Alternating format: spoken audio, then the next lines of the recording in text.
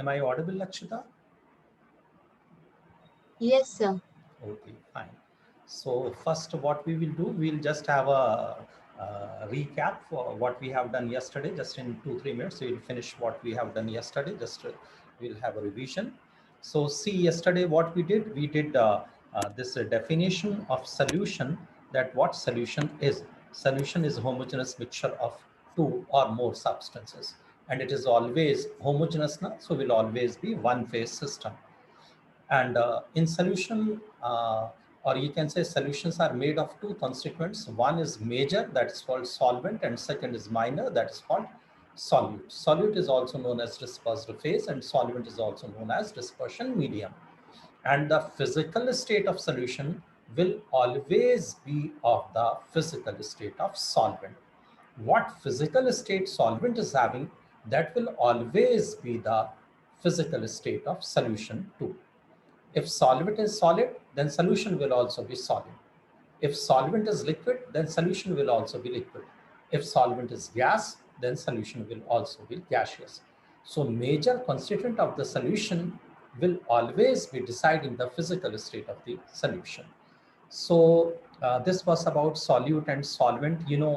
Uh, Yesterday we discussed about fluoride. If it is 1 ppm, then it is good for our uh, oral health, that is good for your tooth, means tooth decay won't be there. But if it's 1.5 ppm, then your tooth to become will become mottled, and if it is more than that, then it will be fatal for, it will be poisonous for us. So concentration makes a huge impact on our body, or in any process or any system.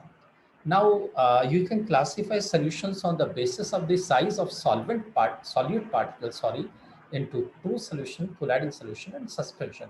In all the three solutions, size of the solvent will remain the same, that is 10 to the power minus 7 to 10 to the power minus 8 centimeter.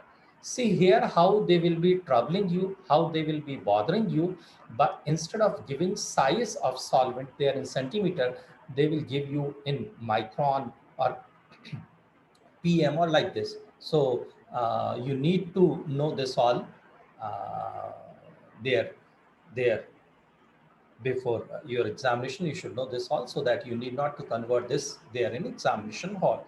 There you will be doing promptly. And in case of true solution, size of solute will always be equal to the size of solvent particle, that is 10 to the power minus 7 to 10 to the power minus 8 centimeter. In case of colloidal solution, it will be 10 to the power minus 5 to 10 to the power minus 7 centimeter. And in case of suspension, it will be 10 to the power minus 4 to 10 to the power minus 5 centimeter. See, actually, your whole stress will be there on the size of the solute particle there in true solution, suspension, and colloidal solution. But they won't be asking you about the size of the solute particle. They will be asking you solvent particle size there in suspension, true solution, or colloidal solution, and we will be making mistake. So be very careful what they are asking you. We need to answer that only. So true solution, even if you will be using electron microscope, then also you can't distinguish solute and solvent particles. And in case of colloidal solution, the difference in size of solute and solvent particle is very, very less. So by naked eye, you won't be able to distinguish it. But if it is electron microscope, then you can easily distinguish them. And in suspension, size of solute and solvent particle will be very, very largely different. So it will be very easy for you to distinguish even by naked eye also. We can distinguish solute and solvent particle. Now, further, you can classify solutions into saturated solutions, unsaturated solutions, and supersaturated solutions. See, unsaturated solutions means in which further amount of solute can be added without increasing temperature.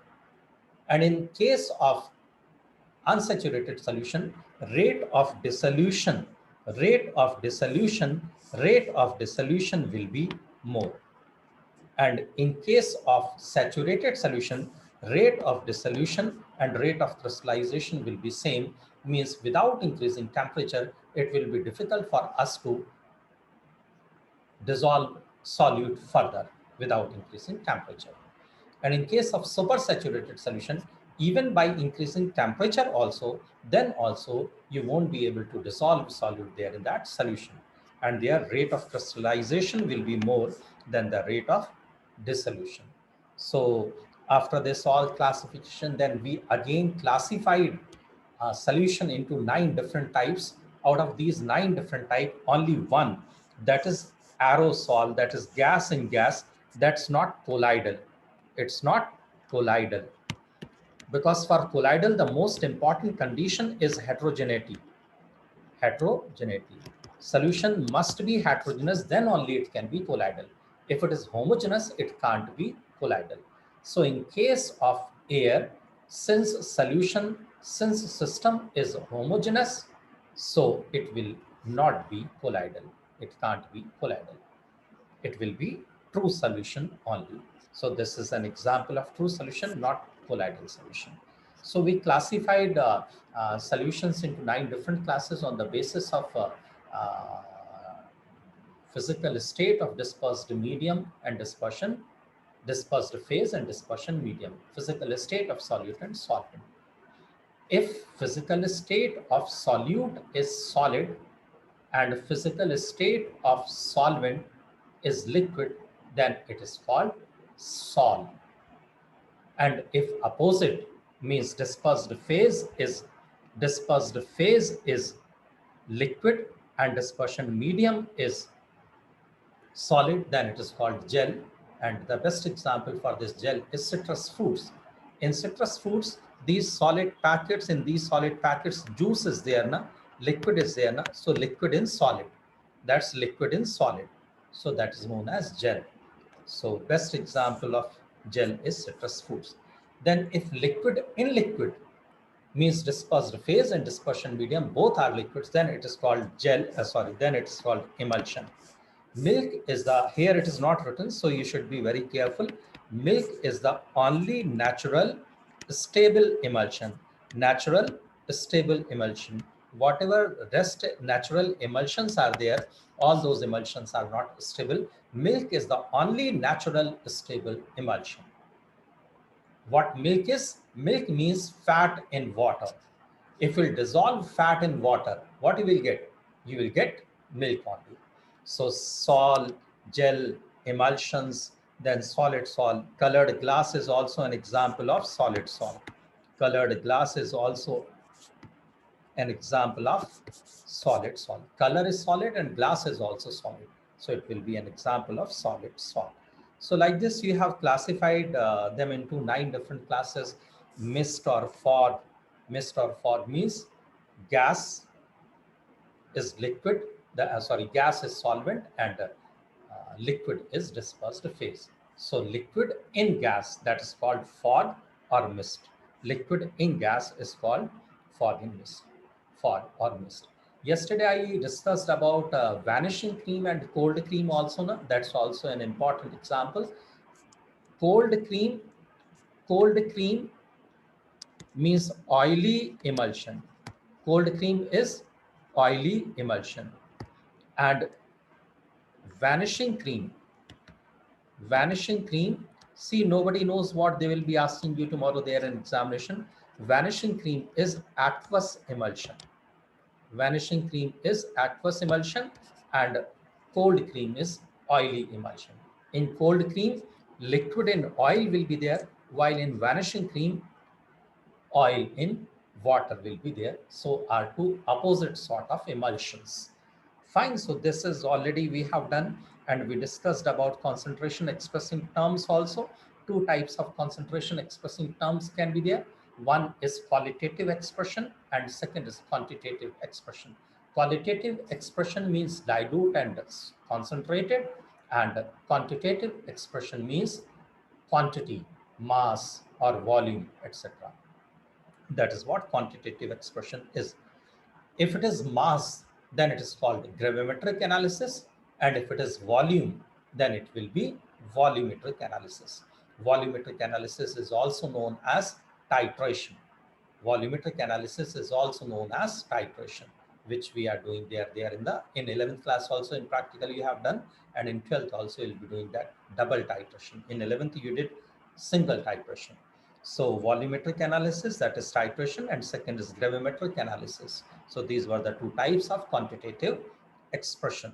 Now in gravimetric analysis, yesterday you have done in gravimetric analysis, yesterday you have done in gravimetric analysis, yesterday you have done in gravimetric analysis, yesterday you have done mass percentage, that is weight by weight and weight by volume. 10% glucose means 10 gram glucose in 90 gram of water. 10% glucose means 10 gram glucose in 90 gram of water. So resultant solution will be total 100 gram, that is percentage.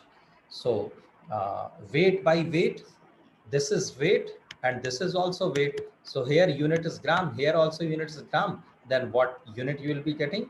Unit will be nothing, no unit. But if it is weight by volume, as in second case, but if it is weight by volume, if it is weight by volume, weight by volume means gram per ml. So gram and ml can't be cancelled out now. So there will be unit. But in weight by weight or volume by volume, if it is volume by volume now, that is ml upon ml, then also no unit. Then also no unit. Then also no unit. Then also no unit.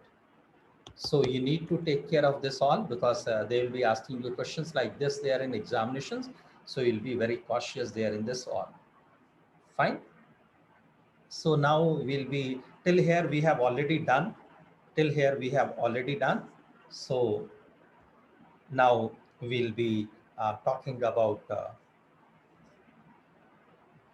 the next ppm. Ppm is also done. Ppm means number of parts of components, number of parts of component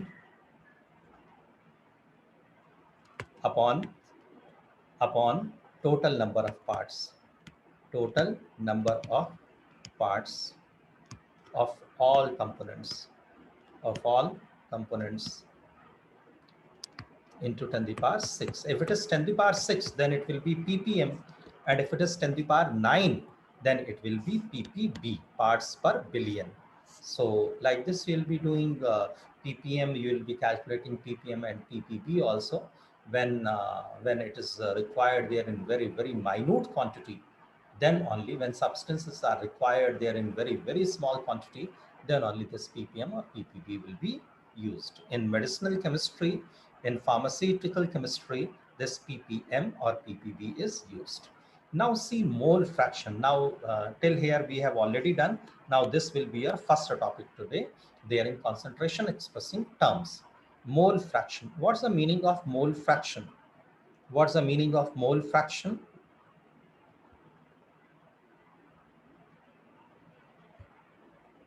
What's the meaning of mole fraction?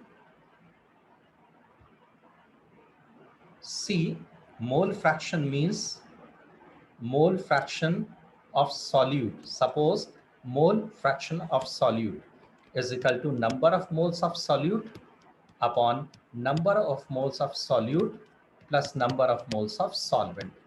This will be mole fraction of solute. And if you are talking about mole fraction of solvent, then number of moles of solvent upon total number of moles. Total number of moles means moles of solute, number of moles of solute plus number of moles of solvent. Total number of solutes. Sorry, total number of moles. Total number of total number of total number of moles. Fine. See here, and the mole fraction of solute plus mole fraction of solvent means total mole fraction of the solution will always be 1, will always be 1, will always be 1, will always be 1, will always be 1. Am I audible? Yes, sir. Okay, fine. Will always be 1. Mole fraction of solute plus mole fraction of solvent That is mole fraction of solution. Mole fraction of solution will always be 1. So it will always be 1. This you need to take care. Now see, here, they have given a question. Calculate mole fraction of ethylene glycol. In this 12th class now, this will be very important for us. If they'll be writing just only ethylene glycol, then it will be little difficult for us to handle, because then you need to know the molecular formula of that compound, then only you can handle. Otherwise, how you will be calculating molecular weight? And to calculate number of moles, molecular weight is very important condition. See, number of moles. Number of moles is equal to weight in grams upon molecular weight. Number of moles is equal to weight in grams upon molecular weight. So how you will calculate molecular weight if you won't be knowing the formula of the compound? So just in few days, next week, I'll be sending you some more points related to this all, some important compounds, ions, and alloys, ores, etc. Basically, that was the part of class 9th and 10th, but you should know this all there even for IIT, JEE, NEET, etc. So equally useful in those exams too. So here they asked you calculate mole fraction of ethylene glycol. Ethylene glycol is C2H6O2. C2 means 24, 24 plus 6, 30, 30 plus 32. 30 plus 32 will be 62. 62 will be the molecular weight of ethylene glycol. Calculate mole fraction of ethylene glycol in a solution containing 20% of ethylene glycol by mass. Now see here, I have written molecular weight, but in exams, you can't expect this all. You have to calculate mole fraction of, C2H6O2, number of moles of C2H6O2, C2H6O2 upon number of moles of C2H6O2 plus number of moles of water. C, mole fraction of ethylene glycol is equal to number of moles of C2H6O2 means weight in grams upon molecular weight. What they have written here, 20%. Now, what does it mean? Out of 100 grams, 20 gram is ethylene glycol. How much is ethylene glycol? 20 gram. And molecular weight of ethylene glycol is 62. So weight in grams upon molecular weight, weight in grams upon molecular weight, that will be the number of moles. So this is number of moles of ethylene glycol, then number of moles of ethylene glycol 20 upon 62 plus number of moles of water. 20% is ethylene glycol, then what rest is? 80% is water. So 80 upon molecular weight, 80 gram water, and molecular weight of water is 18. If you calculate this all now, what you will get? You will get molecular mole fraction of C2H6O2. If you will simplify this all, what you will get? You will get mole fraction of C2H6 as 0.068. 0.068. And what about the mole fraction of water? Mole fraction of water will be 1 minus 0.068, that is equal to 0.932. Or otherwise, you can directly calculate this mole fraction of water also. How we can get it? Mole fraction of water is equal to number of moles of water, that is 80 upon 18 upon 80 upon 18 plus 62 upon 20. If you calculate this, you will get the 0.932. So in this way, mole fraction related calculations you can do, but you have to be very fast. So you should know periodic table. Since you have told me that you are quite good, or you take a lot of interest there in inorganic chemistry, and to make it easy, you should know the atomic numbers or periodic table, etc., atomic masses, etc. Then only someday I'll be teaching you something related to that in that inorganic chemistry also, and will be very, very interesting, and will be covering around 9-10 chapters, and more than 1,000 questions you'll be getting based on those points which I'll be going to discuss. So their inorganic chemistry will be playing very crucial role. So this is about the mole fraction. This is about the mole fraction. Should I go to the next? Yes, sir. Fine. I'll be erasing, clearing this all, and then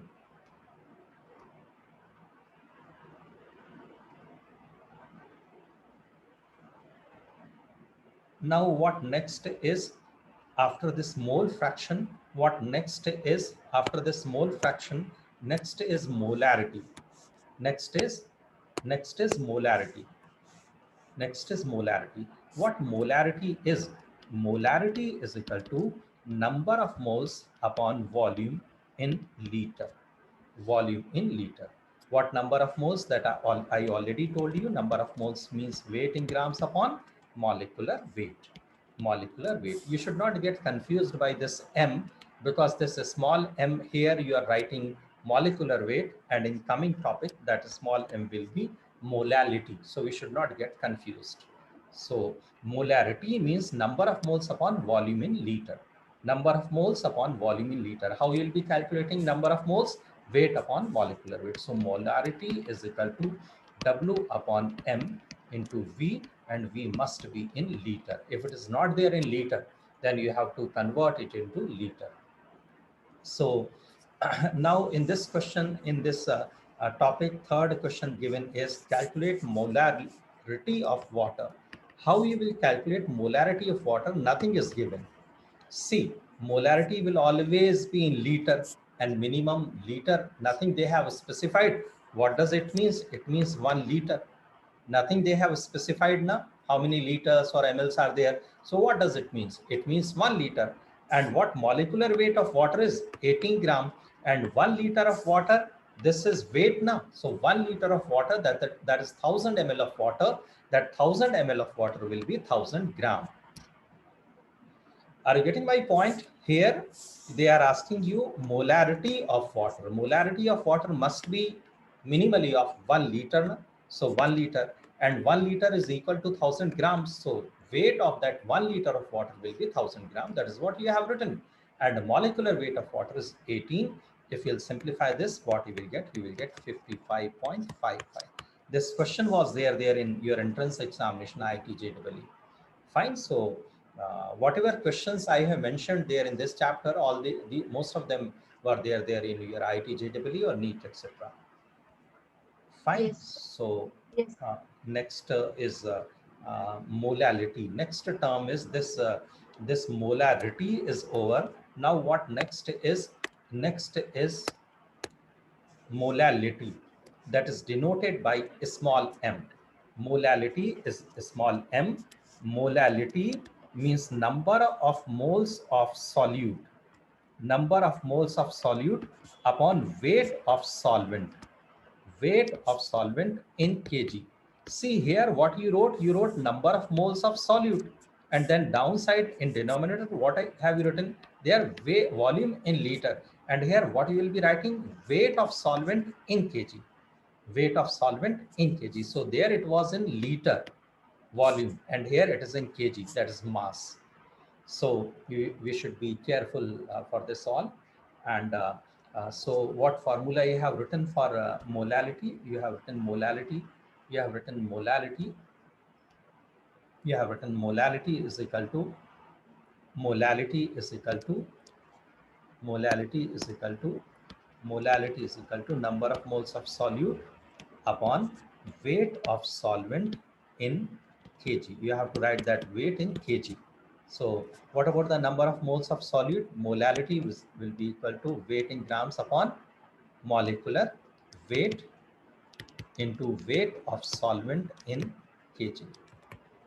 From this chapter, probability of asking question is basically from numerical, because physical chemistry is mathematical chemistry, and if you are serious for IIT, JEE, etc., then you should have R.C. Mukherjee. R.C. Mukherjee, that's numerical chemistry. That's numerical chemistry. What I'll do, I'll send you the image of that front cover page of this R.C. Mukherjee chemistry book, numerical chemistry, that is mathematical chemistry.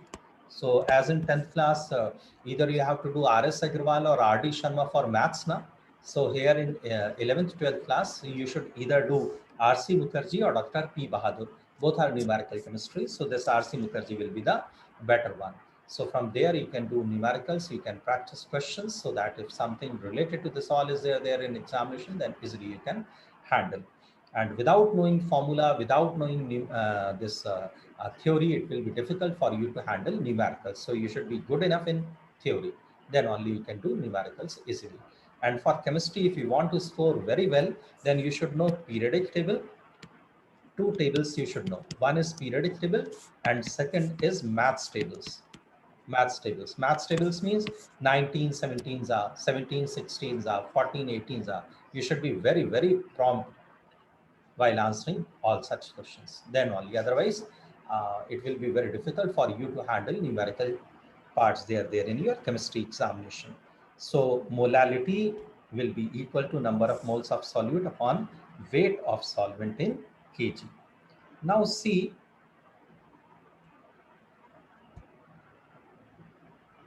now see,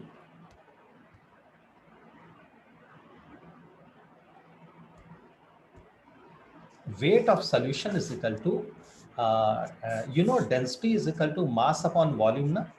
Density is equal to, density is equal to, density is equal to mass upon volume. Na? So that is what they have written. Mass means weight, weight upon volume. So weight will be equal to, weight will be equal to density into volume. What density is? Specific gravity is density. Specific gravity is density. Specific gravity means density. I have written everything. My notes are very, very important. You won't be having any issue. So you will never be having any confusion or doubt.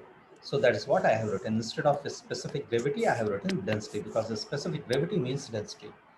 Fine. So weight of solution, that is what I have written here. See, in mass percentage, there was no volume.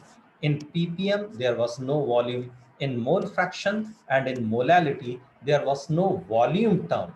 Only weight terms were there. Since there was no volume term, so independent of temperature,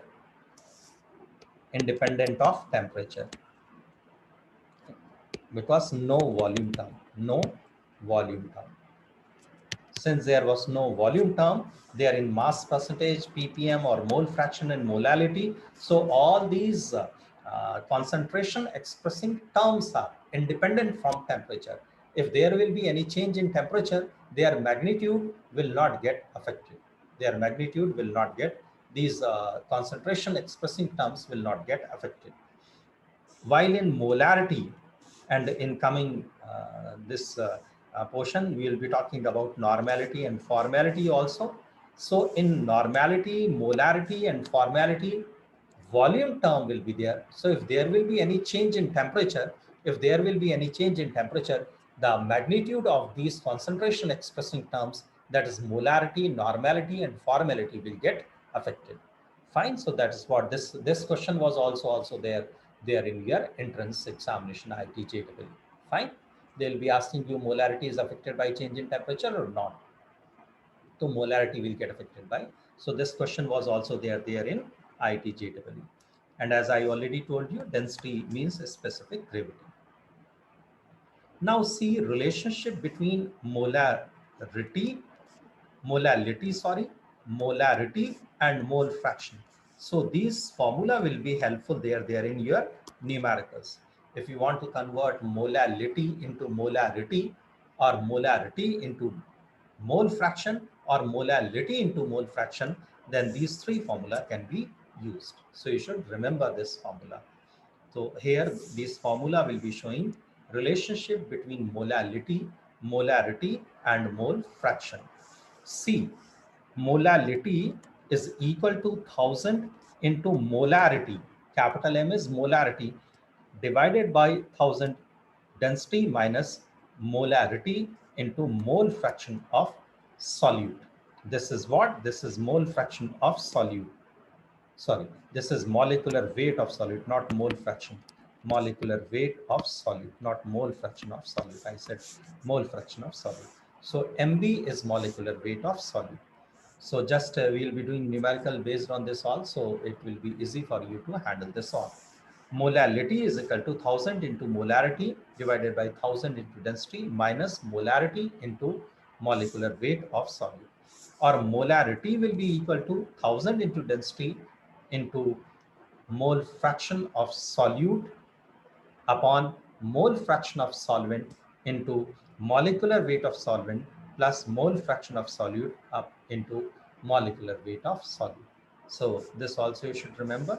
Then molality is equal to 1000 into weight of solvent upon molecular weight of solvent into into weight of solute, or you can say 1000 into 1 upon H2M2. What H2 is mole fraction of solute and what M2 is molecular weight of solute.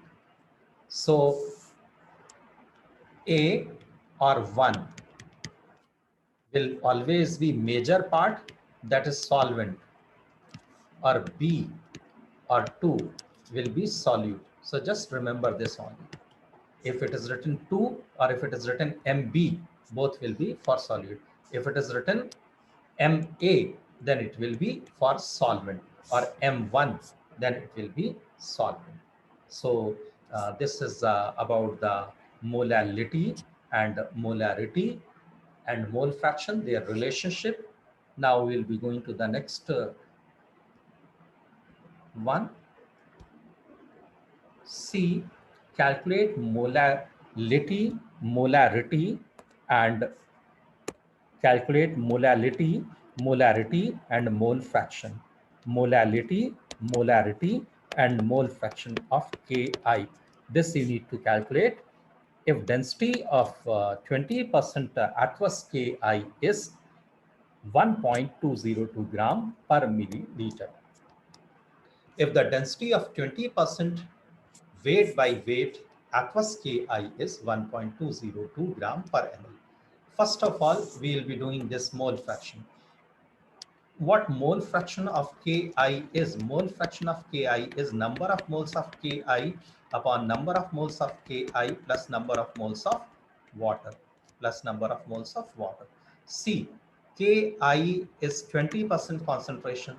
What does it mean? Mole fraction of Ki 20 upon number of moles means weight in grams upon molecular weight. Molecular weight of Ki.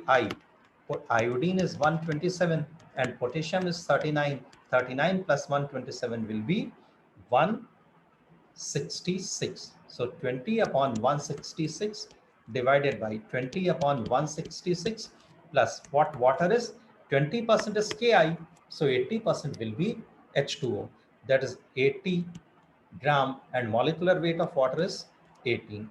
If we calculate this all, what answer you will be getting? 0.0264. This will be the mole fraction of Ki. And if they will be asking you mole fraction of water, then 1 minus 0.0264, that will be the mole fraction of water. But they didn't ask it here. This third answer is over. Now see molality. Molality. This was third answer. Now see first answer. Molality of water means number of moles of solute upon mass of solvent in kg. So number of moles of solute, 20 upon 166, 20 upon 166, that is 0.1204. So 0.1204. Mass of solvent in kg, that is 80 divided by 1000. If you simplify this, what you will get? You will get 1.5 mole per kg. This is your second answer. This is your second answer. First answer is already done. C is already done. Then second answer A, that's here, 1.5 mole per kg. Now see the second answer, means that is third answer. Molarity. Molarity is equal to W upon M into V. Weight in grams of solute is 20 grams. Fine. And molecular weight is 166. So this weight and molecular weight is over. Now see the volume. Volume of solvent is 83.20. From where you are getting this 83.20, that I'll tell you. 83.20 ml. So put here 1000. If you'll simplify this, what you will get? You will get 1.45 mole per liter. Here it was per kg. Here it is mole per liter. How you will be getting this 83.20? See, volume is equal to mass upon density. Mass is 100 and density is 1.202. Density is written here 1.202, and since percentage means 100, so 100 upon 1.202. If you'll simplify this, what you will get? You will get 83.20 ml. That is what we have written here. So you will get 1.545 mole per liter. So this third part is also over. All the three parts of this question number 4 is over. So see what formula you wrote here now, that formula can also be used. That formula can also be used. Now see in question number 5, in question number 5,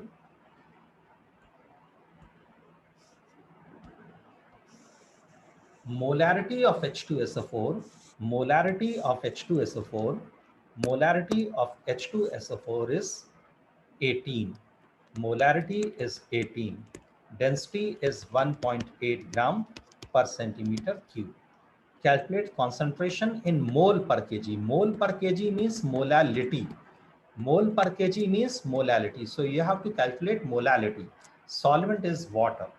C, you have to calculate molality. So formula is molality is equal to 1000 into molarity upon 1000 density minus molarity into molecular weight of solute.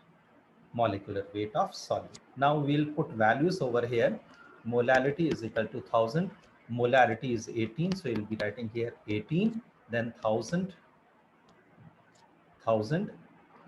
into density. 1000 into density is 1.8. 1.8 minus molarity is 18 and molecular weight of solute is 98. Is 98. Is 98. Now see, molality is equal to 1000 into 18, 1000 into 18, and here 1000 into 1.8, 1000 into 1.8 will be 100 into 18, and 1000 into 1.8 means 100 into 18 minus 18 into 98. See here downside 18 is common. 18 is common. 100 minus 98 is 2. So 2 into 18. And here it is 1000 into 18. 18 and 18 will be cancelled. 1000 divided by 2 will be 500 molal. This will be the answer. This will be the answer. Molality they asked now. So mole per kg is molality. So that's molality over here. So how easy it is, but we should know formula, then only we can do this one. If we don't know this all formula, then it will be difficult for us to put values, and then it will be difficult for you to calculate this all. Is it okay? Fine? Yes, sir. Fine. Okay, fine. If my speed is more, just tell me. Fine. Accordingly, I'll be doing or will be repeating. Fine. Sure, So sir. fine. Okay. Then what next is? Next term is normality. Next term is normality. Normality here, this is difficult, and that's one. Here we will be getting chance to discuss one of the difficult most concept they are there in chemistry. Fine, and that will be very, very important and is a very, very vast topic. I have made 5 videos on oxidation number, charge, and valency. As I told you, my YouTube channel name is on my name only, Abdul Wajid Haider. So just to try to go through that oxidation number, valency, or charge video, it is in 5 parts, and that is up to IIT level. I expect that whatever questions they will be asking in IIT will be from those 5 videos only. Let's see. That's what our past experiences. Nothing beyond that they will ever be asking, even there in IIT too. So normality is equal to number of, previously you were writing number of gram moles, you were writing number of moles, but here it will be number of gram equivalents. I'll tell you what gram equivalent is. Upon volume in liter. This is common. In molarity also, you wrote there volume in liter, but here you wrote number of moles. Number of moles. Here you are writing number of gram equivalents. What's the difference between them? C, atomic weight or molecular weight is equal to N into equivalent weight. Or you can say what equivalent weight is. Equivalent weight is equal to atomic weight or molecular weight upon N. If we divide atomic weight or molecular weight by N, What you will get? You will get equivalent weight. Now there is question what this N is. This N is valency. What this N is? Charge. What this N is? Oxidation number. What this N is? Acidity. What this N is? Basicity. What this N is? Number of electrons lost. See, number of electrons lost. Minus means lost. Number of electrons lost or number of electrons gained. Number of electrons gained. This is all about N factor. In any chemical reaction, how many electrons are lost or how many electrons are gained, that will be the N factor. Or what else N factor can be? It is acidity, it is basicity, it is oxidation number, it is charge, it is valency. So this is what equivalent weight is. Is it okay? In this way, you will be calculating. In molarity, you wrote number of moles upon volume in liter. That is W upon M into V. W upon M into V, that you wrote there in molarity. But in normality, what you will be writing, instead of weight, you will be writing the same weight. And instead of molecular weight, you will be writing equivalent weight into volume in liter. That's the difference. And this is one of the difficult most, or you can say important most topics there in the chemistry. Entire your numerical chemistry, entire that R.C. Mukherjee textbook, what I told you, or P. Bahadur, this all depends upon this N factor only. N factor is so important. So you should be very perfect there in that N factor, then only you can handle numerical chemistry. Fine.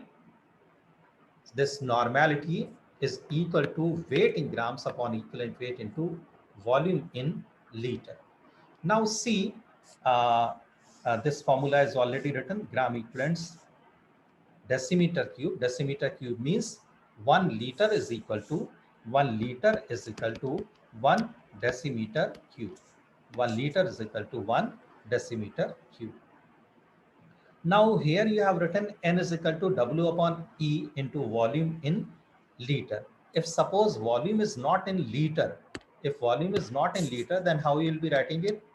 Normality is equal to volume upon E into volume in ml, and here you will be writing 1000.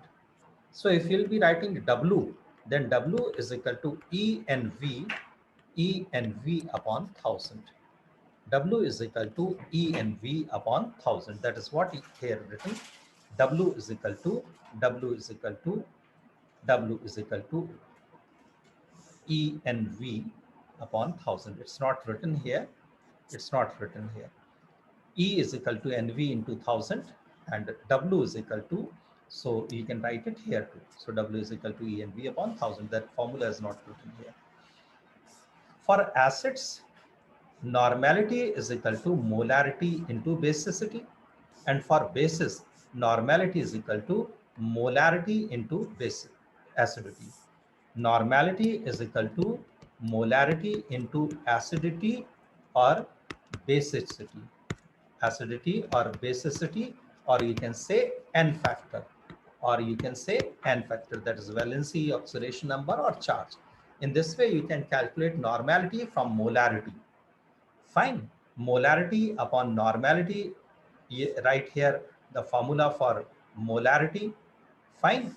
And then formula for normality, ultimately what we get, molarity upon normality is equal to 1 upon N, or valency factor, that is N factor. Fine. So put the value of molarity over here, and then denominator side normality value, this normality value. So this all, this and this, what ultimately you will get 1 upon N factor, valency factor. Those solutions which are having 1/2 normality, those solutions in which normality is 1/2, half, that is called N/2 solution, that is semi-normal. Semi means half now. And if solution is having normality 1/10, that is N/10, that solution will be known as decinormal. If the normality of any solution is 1/100, then it is called centinormal. And if the normality of any solution is 1 upon 1000, that is N/1000, will be known as millinormal solution. So they can ask you questions based on this too. So you should be familiar with this all too. So We'll be doing numericals based on this normality also. Fine, we'll be doing numericals based on this too. Now see,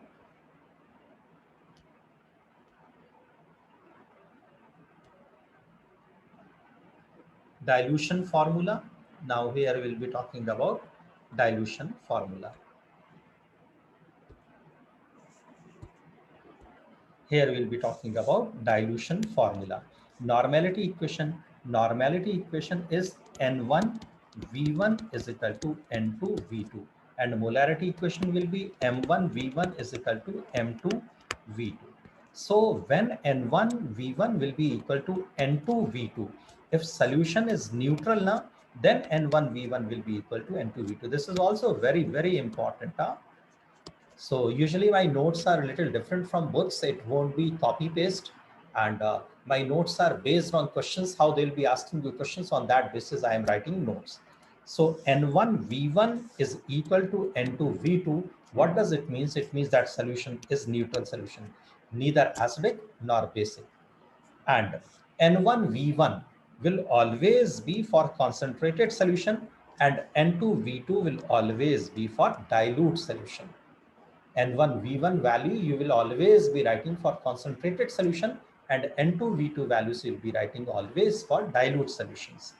So now N1 V1 is equal to N2 V2. Now see, total normality is equal to normality of resulting solution will be equal to N1 V1. Normality of resultant solution will always be equal to N1 V1 plus N2 V2 upon total volume. That is NV is equal to NV is equal to N1 V1 plus N2 V2. You'll be writing like this. This will be used there in numerical. If it is acidic solution, then N1 V1 means the product of normality and volume will always be greater for concentrated solution, and for dilute solution it will always be less. So N1 V1 will always be greater than N2 V2 in case of acidic solutions. So here normality will be N1 V1 minus N2 V2 upon total volume. Same total volume. V means V1 plus V2. Then in case of basic solution, N1 V1 will always be lesser than the N2 V2. Normality and volume product of dilute solution will always be greater than the product of normality and volume of concentrated solution. That is what we have written here. So normality is equal to N2 V2 minus N1 V1 upon total volume. Then V2 minus V1, volume of water to be added. Volume of water to be added, that will be equal to N1 minus N2 upon V1 by N2. That will be the volume of water to be added. So in case of monobasic acid, 1N will be equal to 1M monobasic acid. If it is dibasic acid, then 1N is equal to 2M. And if it is tribasic acid, then 1N will be 3M. C, HCl, HNO3 are monobasic acid. H2SO4, H3PO3. I'll explain you structures also in chemical bonding. You might have finished this all, but I'll whenever I'll get the chance to explain this all, I'll explain you how H3PO3 is dibasic acid. And what about the tribasic acid? H3PO4 is tribasic acid. So you should know the acidity or basicity of all these.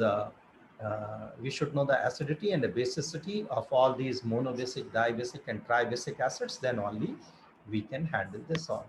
So monobasic acid, in that case, normality will always be equal to molarity.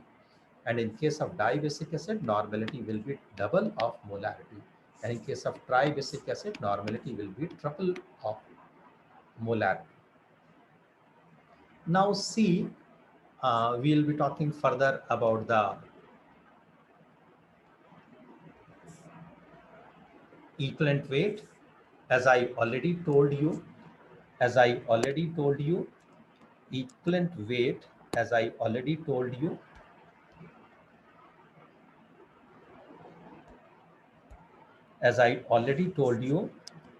equivalent weight of NaOH. Charge on Na is 1 plus, charge on OH is 1 minus. 23 plus 16 plus 1. 16 plus 1, 17 plus 23, that is 40. 40 upon 1. What this? Molecular weight upon N. N means charge. Charge is 1, so molecular weight will be equal to equivalent weight, that is 40. Then equivalent weight of H2SO4. How you will be calculating that? See, the molecular weight of H2SO4 is 32 plus 64 plus 2, that is 98. And basicity or N factor of this basicity or N factor of this H2SO4 is 2. So equivalent weight is 49 gram. Molecular weight of H2SO4 is 98 and equivalent weight of H2SO4 is 49. Molecular weight of H2SO4 is 98 and equivalent weight of H2SO4 is 49. So CH3PO4, equivalent weight of H3, that's very important and difficult. Equivalent weight of H3PO4, equivalent weight of H3PO4 is equal to molecular weight upon N. N is 3 because H3PO4 is tribasic acid. And molecular weight 64 plus 34. This is 64, this is 31 plus 3. 31 plus 3 is 34, 34 plus 64 will be 98. This will be equivalent weight of H3PO4. In this way, you can calculate equivalent weight or molecular weight, etc. And that's very important in this chapter. That's very important to calculate this normality. Without knowing this all, it is very difficult for you to handle normality. Normality can't be calculated. So now see equivalent weight. Here definition I have given you: number of parts by mass of any element which reacts or displaces from a compound 1.008 parts by mass of H, or 8 parts of oxygen, or 35.5 parts by mass of Cl. That is called equivalent weight of that element. So equivalent weight of element means how many parts of that substance or element will react or displace 1.008 gram of hydrogen, or 8 parts by mass of O, and 35.5 parts by mass of Ca. Now, after this equivalent weight, now we'll discuss few these small points. All these usually points are see in boxes. These points are there now. Means this point is different from this, is different from this. All these are different points, or you can say all these are different questions which I wrote here in the form of notes. On diluting a solution, if you dilute a solution, if you'll add water there in solution, then equivalent, milli-equivalent, mole or millimole of solute will never change. If you'll add water there in solution, means if you'll dilute it, then equivalents or milli-equivalents, mole or millimole of solute will never change, because you are adding water, you are adding solvent. So how solute will get changed? Solute will not get changed. Why? Because you are not making any changes there in the solute's concentration. So how it will get changed? Only solvent will get changed. Only solvent will get changed, and that solvent is there in the denominator of normality and molarity. In normality or molarity, in downside, volume of solvent is there. So if you'll be changing number of moles of solvent, if you'll be adding water, if you'll be diluting it, then obviously normality and molarity will get changed, because that volume term is there in normality and volume of molarity only. In equivalents, in milli-equivalents, in mole or millimole of solute, that dilution term, that volume term of solvent is not there. Then what's the formula for strength? What's the definition for strength? Both things you should know. Strength means amount of solute in gram present in 1 liter of solution. In 1 liter of solution, how many grams of solutes are there? That will be the strength of the solution. The strength of the solution means how many grams, what amount of solute in grams is present in 1 liter of solution. What will be the formula? Weight of solute upon volume of solution in liter. That will be the formula for this strength. Then strength in gram per liter of any X molar solution. Any X molar solution. X is unknown. strength in gram per liter of any X molar solution is higher than X molal solution of the same solute. Molar, molar will always be gram per liter, and molal will always be gram per kg, na, number of moles per kg. So strength in gram per liter of any X molar solution, molar solution will always be having greater than molar solution of the same solute. If solute is same, then molarity will always be higher, or you can say strength in gram per liter of molar solution will always be higher than the molar solution of the same solute. Okay, so this point we should know. This point was there in the form of question. Strength of solution, third point related to strength. Strength of a solution in gram per liter is equal to normality into equivalent weight.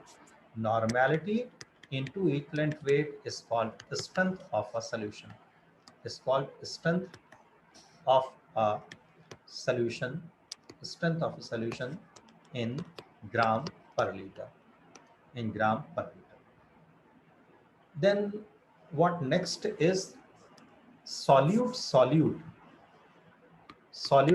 interaction or solvent interaction.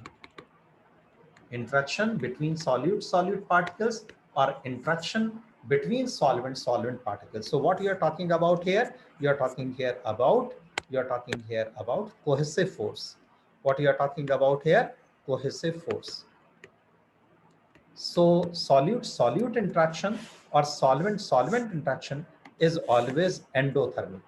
Always endothermic means to break cohesive force, heat or energy will be required. So it is endothermic. It is endothermic. Heat or energy will be required because same kind of particles.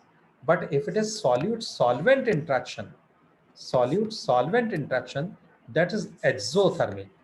Whenever any solute get dissolved in water, there will always be loss of heat. There will always be loss of energy. So whenever there is dissolution of solute in solvent, then there will always be loss of heat. That process will always be exothermic. That process will always be exothermic. And sum of these three will always decide whether that solution will be endothermic in nature or exothermic in nature. What amount of heat in this solute-solute interaction, solute-solute interaction and solvent-solvent interaction is required, and what amount of heat will be liberated when solute get dissolved in solvent. The sum of these three will always be deciding that whether the enthalpy of solution will be endothermic or exothermic. Heat will be absorbed or will be evolved. This all we will come to know when we will be having solute-solute heat, solvent-solvent enthalpy, and solute-solvent enthalpy. And if we'll add all these three, if we'll sum up all these three, then what value is coming? If it is in negative, then that heat will be endothermic. And if it is positive, then that heat will be exothermic. And if enthalpy is negative, then exothermic. And if enthalpy is positive, then it is endothermic. So in 11th thermochemistry, this endo-exo is very important. We should know this all. Now the last term for today, we'll be discussing from this concentration expressing terms. Last is formality. Last is what? Formality. Last is what? Formality. Last is formality. See, you are writing NaCl now. That can be only there in books. In actual, NaCl can't exist there in the form of NaCl. It can only be there in the form of whole N.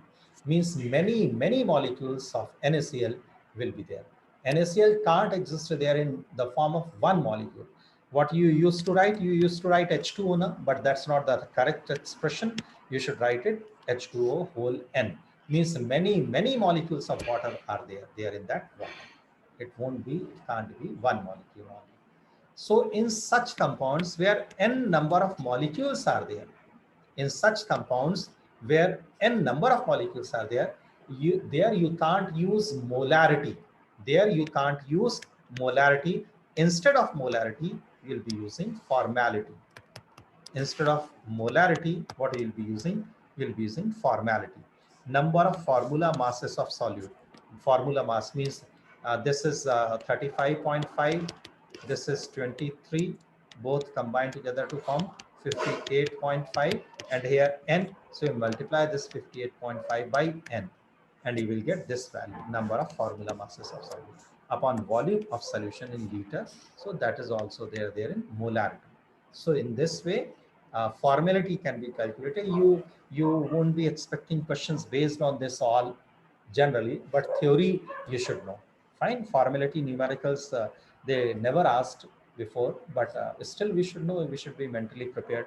One more point, this I little told you, that heat of solution means lattice energy plus hydration energy. Heat of solution means lattice energy plus hydration energy. Fine. See the bonds there in this, bonds there in this, that's called lattice energy. Bonds there in this is called lattice energy. And when you dip this there in water, certain amount of heat will be lost now. That's called hydration energy or solvation energy. If it is water, then hydration energy, and if other than water some other solvent is there, then it's called solvation energy. So solvation energy and hydration energy both are one the same things, but if solvent is water, then that solvation energy will be known as hydration energy. See, this pen is not soluble in water. Why? Because the lattice energy is greater than the hydration energy. A stone is insoluble in water. Why? Because lattice energy is greater than the hydration energy. While soil is soluble, chalk is soluble, sugar is soluble, salt is soluble in water. Why? Because their hydration energy is weaker than the hydration energy. Because their lattice energy, because their lattice energy is weaker than the hydration energy. So only those compounds which are having greater hydration energy than lattice energy will be soluble in water. If lattice energy is greater than the hydration energy, then it will be insoluble in water. So only those compounds which are having higher hydration energy than lattice energy will be soluble in water. So hydration energy and lattice energy both will combine together to form heat of solution. So this all is over. Till here we have finished the concentration expressing terms we have done up till now. And in next class, we will be talking about solubility. Fine. Thank you very much. Thank you. Thank you, sir. Thank you.